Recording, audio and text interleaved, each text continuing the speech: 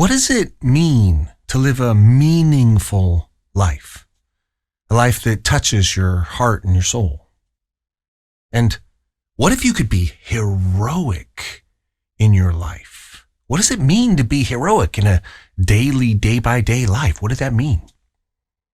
And what if the process of creating a meaningful life heroically, what if you approach that like a game where the better you got at that game, the more heroic meaning you experienced in your life? I'm Mark Michael Lewis, the profitabilitycoach.com and thrivingpartnerships.com. Welcome to this episode of the game of heroic meaning.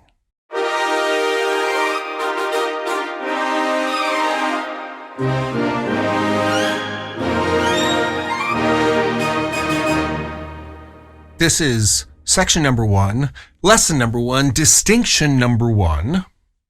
Heroic meaning is the name of the game. That's what the game is all about. That's the name of the game. So to explain that, let's start by defining these key terms: game, heroic, meaning. Because words are perhaps the most powerful psychotechnologies that human beings have ever developed. It takes the infinity and the complexity of our experience and gives us a handle on it. We can take a particular idea or experience or object and we can name it. Because when we name our experience into this abstract vehicle, this tool called a word, then we can use that tool to operate in our experience, to become powerful.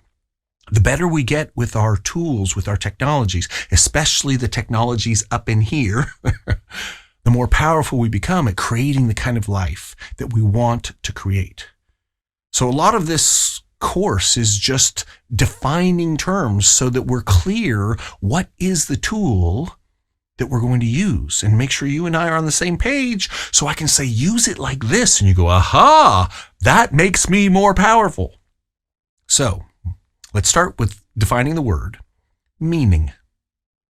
First, an event is meaningful in a story to the degree that it impacts the unfolding of that story. The more it impacts how that story unfolds, the more meaningful it is in the story. And if an event happens that does not impact how a story unfolds, doesn't change how it ends up, well, then it's not meaningful in that story. And I want you to notice that meaning is always relative to a story. For something to be meaningful, it has to be meaningful in the context of something. Meaning is a fundamentally context-driven experience. And the context is a story. Now, Jordan Peterson says that the simplest story is, there is better than here. And I'm here and I want to get there, and then I have the story of how to get there. And things that move me along towards achieving my goal are good. They have a meaning that says this facilitates me achieving the goal. And things that lead me away from the goal or thwart my ability to get the goal are bad. They have some kind of bad meaning because it means, that event means that I don't get the goal. So meaning is always relative to a story. And second, for an event to be meaningful to you, you have to care about the story. If an event impacts a story that you're not aware of or you don't care about, it's not going to be meaningful to you. It's not going to mean anything to you. And the more that you care about any particular story, then the more an event that impacts the meaning of that story, the result of that story, how that story turns out, the more that event is going to be meaningful to you. Quick examples show how this works.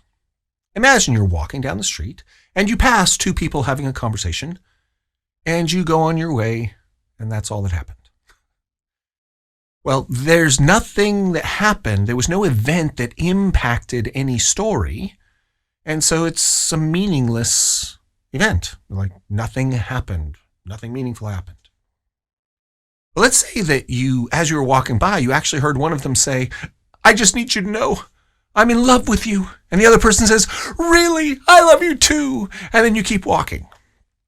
Okay, well, in that story, in the story of their relationship, something significant happened. It's that event was meaningful in their relationship. Probably quite meaningful. But for you, they're just strangers. It doesn't really impact you very much, other than the, "Aw, people are in love." And it's nice. Generically, we like it when people are happy. So we get a little meaning from that. Maybe, perhaps hope in human relationship. But then, let's say that it was actually your child who was saying, "I love you," who was risking it, and their partner said back, "I love you" back. Then it would be meaningful in the story, and because you care about your child's happiness, that's meaningful to you. That's really going to touch you. But now, instead of other people having the conversation, let's say there's someone that you really like, and they come to you and say, "I just need you to know I love you." And you're like, "Yes, I love you too." That's going to have the most meaning in your life because it's a significant experience. It impacts the unfolding of the story, and it's a story that you care about deeply. The more you care about the story, the more events that impact the unfolding of that story will be meaningful to you.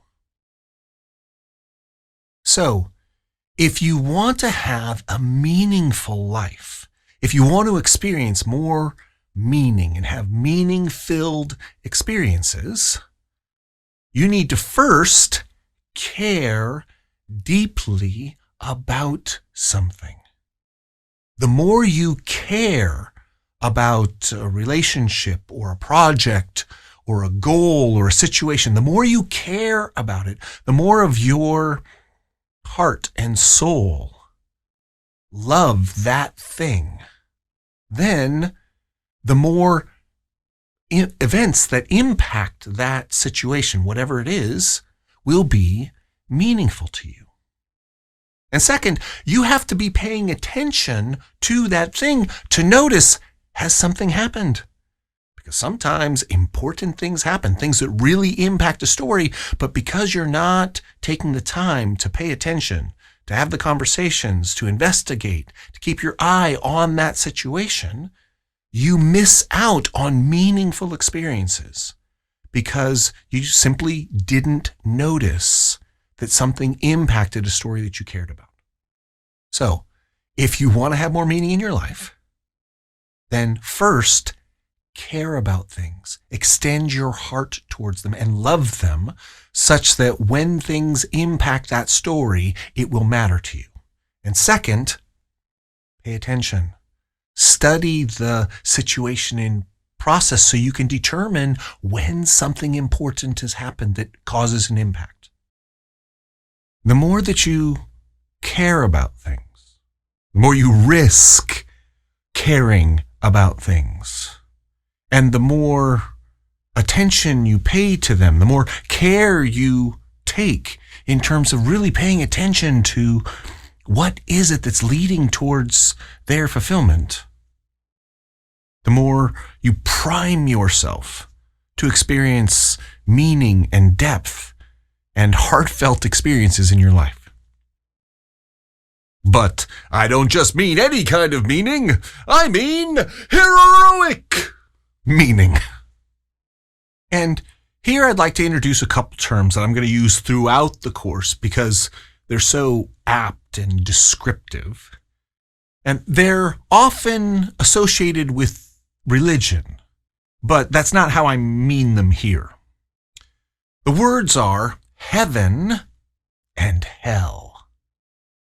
Because you can say that in life, you can have increasingly heavenly experiences of love and joy and creativity and wonder and awe and adventure and beauty.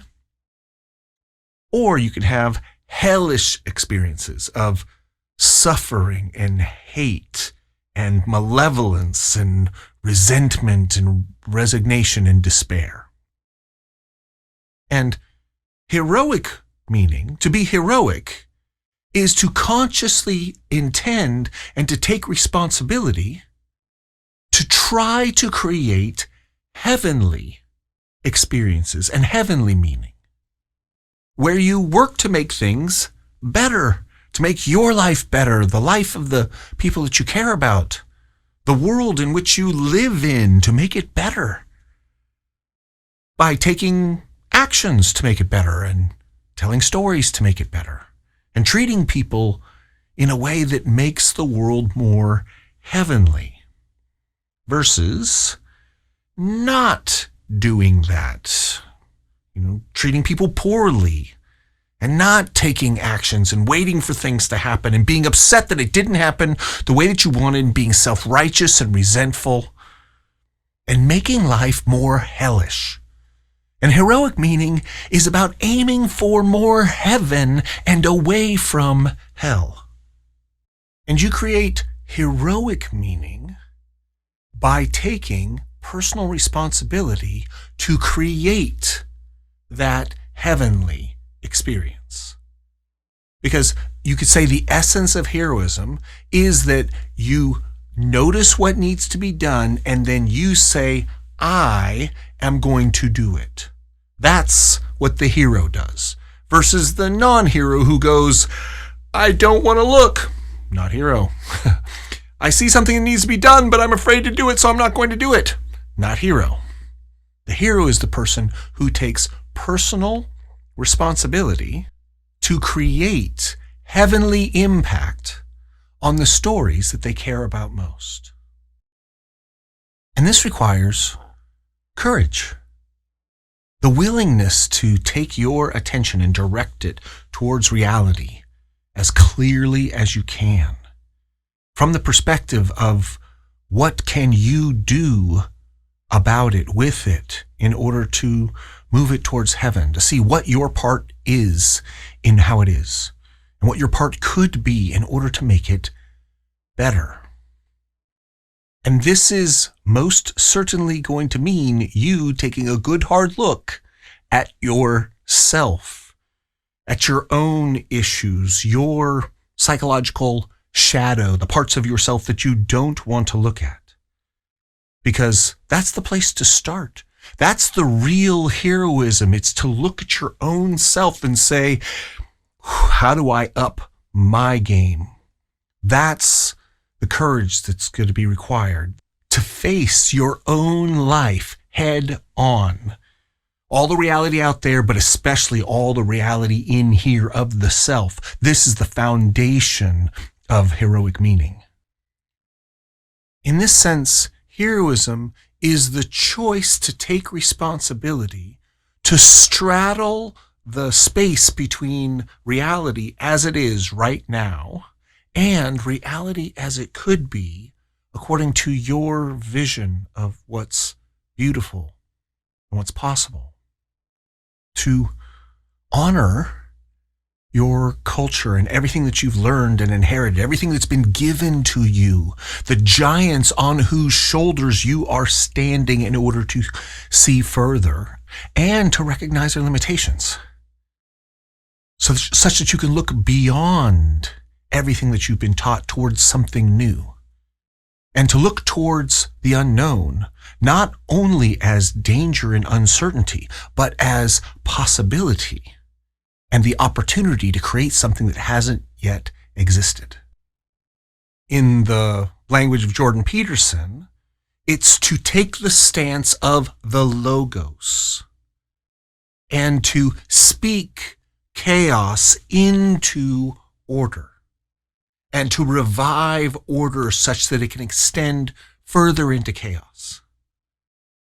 It's to bring chaos to order on the border of the known, or to attempt to create heaven in the face of a potential hell. And your personal choice to take responsibility to make that happen is the heroic choice.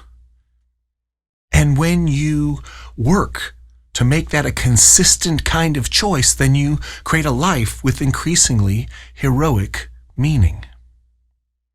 And that brings us to the concept of a game. What does it mean to approach life as a game?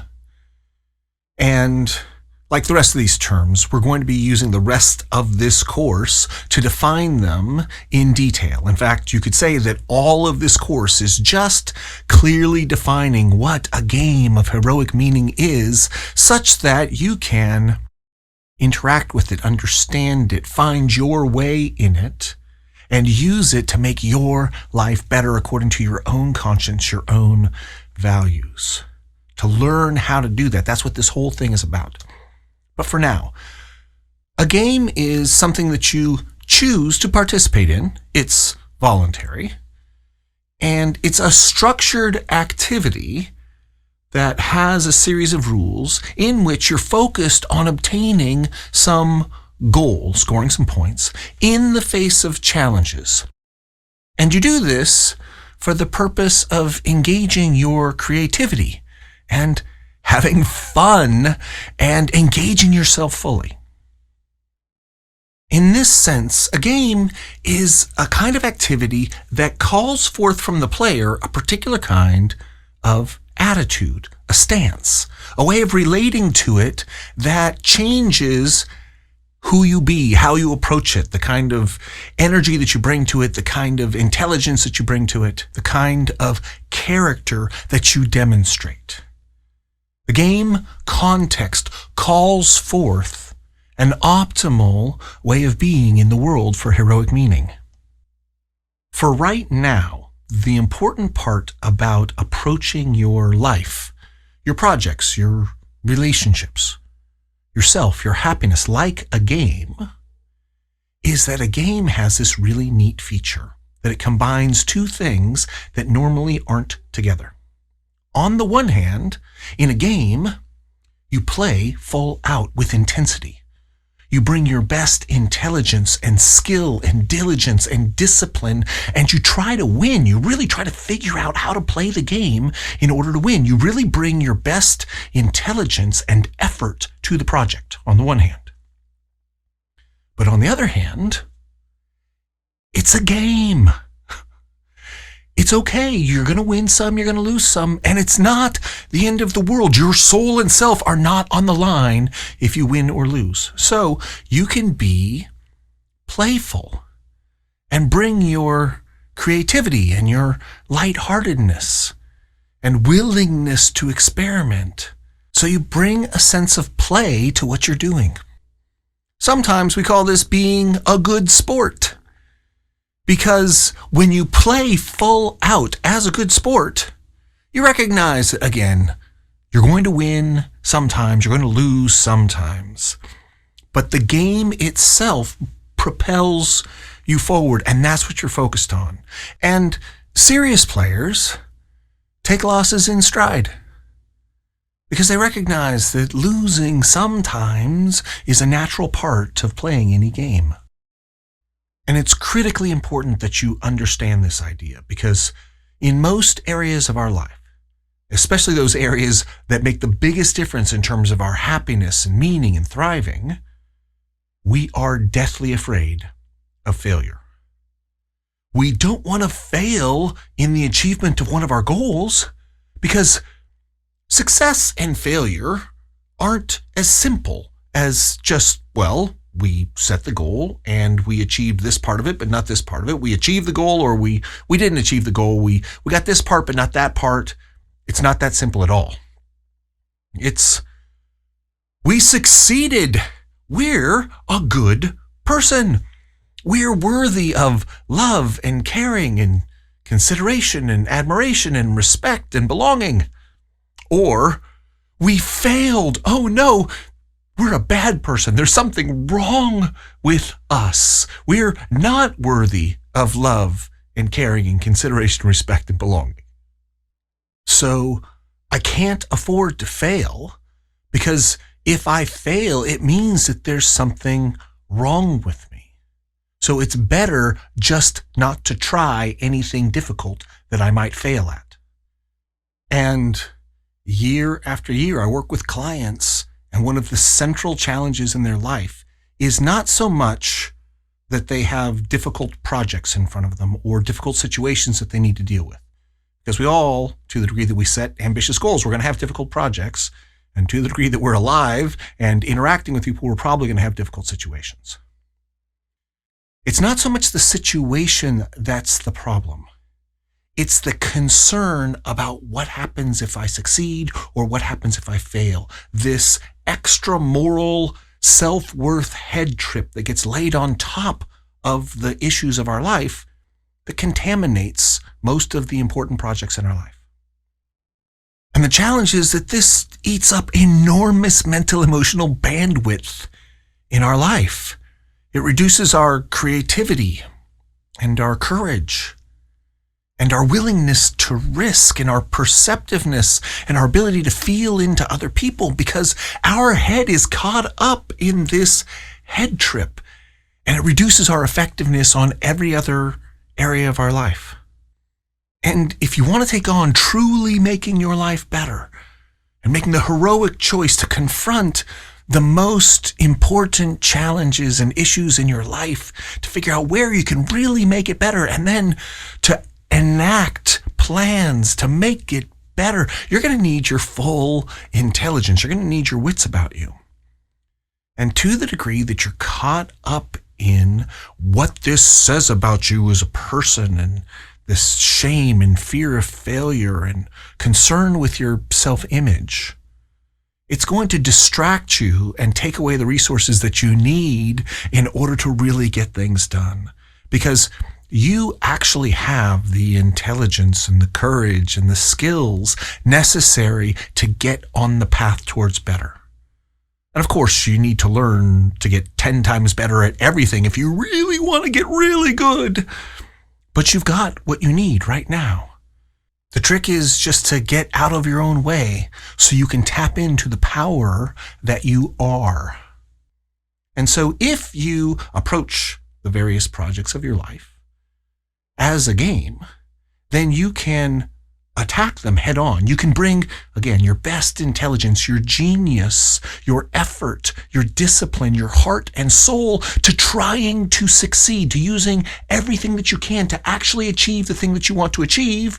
And you can have fun in the process. You can both be playful and play full out. And the more that you can learn to approach your projects, your relationships, your life like a game, then the more you can kick ass and have fun and give it your all, and you win some and you lose some. But every step forward in that process makes you better at the game. And this game attitude, if you bring a game attitude to your life, it makes everything more fun, more engaging, more enlivening, less stressful, less anxious. In fact, it takes things that are normally anxiety-producing and makes them more fun to the degree that you approach it as a game. And it's particularly important that we apply and use this frame of approaching your projects like a game around this idea of heroic meaning. Because if there's any place where there's going to be a natural moral head trip, it's, well, are you living a meaningful life? Right? It's just built for moral head trips. And are you heroic or are you villainous? If you're not careful, you'll make this heroic meaning project, this idea of creating a life that you believe to be worthy of yourself, your effort, your love, your caring. You'll start to build in all the moral head trips, and then success or failure becomes anxiety producing, and you become less willing to experiment and take the steps necessary in order to learn how to do the things that you want to do so that you can create an epic, heroically meaningful life. So, the story thus far. To play a game of heroic meaning means to make the choice to step into the role of a hero who's taking personal responsibility to confront the reality of their life as it is and to steer it towards increasingly heavenly experiences for the purposes of creative expression and to experience profound fulfillment. And if you choose to play this game of heroic meaning, then you become the author of the story about yourself as a hero who is making their life better, more meaningful, taking responsibility to accept life as it is right now, and then to use your best creativity and intelligence and caring to partner with others to create a life that you want to live, that's worthy of yourself, that's worthy of your effort. Now, if the idea of creating that kind of life, that experience of life is attractive to you or intriguing to you, then I'm pretty sure you're going to like this course because it's all about you getting better and better at making your life better and better. Or as I like to say, it's about getting good at getting better at things that matter so that you can continually experience more prosperity and more pleasure and more purpose. For yourself, certainly, but not only for yourself, for the people that you love and care about around you, and for the world that you're going to wake up in. And not just now in this present moment, but in the short-term future and into the long-term future. As an ultimate, infinite Piagetian game. That's what this game is about, making your life better, according to your own sense of what's better. Sometimes I call this the game of beautiful profit, or sometimes the game of sacred joy. Often I just call it the game of thriving, because it's all about making your life better in all of the ways that you think matter, that actually make a difference for you and the people that you care about. And the promise of this course is that the more you play this game, the better your life will get. That's what the game is all about. Consciously and intentionally and skillfully increasing your experience of heroic meaning, where the more you learn these ideas and apply them, the more you'll develop the skills of how to use them with artistry, and the better results you'll get, and the more you'll experience a better life.